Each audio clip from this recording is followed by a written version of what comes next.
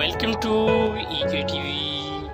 Today, a moderate magnitude earthquake occurred in 47 km east of Zamboanga, Philippines. The quake hits Philippines early morning 21st March 2022, 8 a.m. local time. US Geological Survey is the first agency to report this quake with a magnitude 4.6, and European Mediterranean Seismological Center also report this quake with same magnitude. The exact magnitude, epicenter and depth might be revised in next few hours or minutes.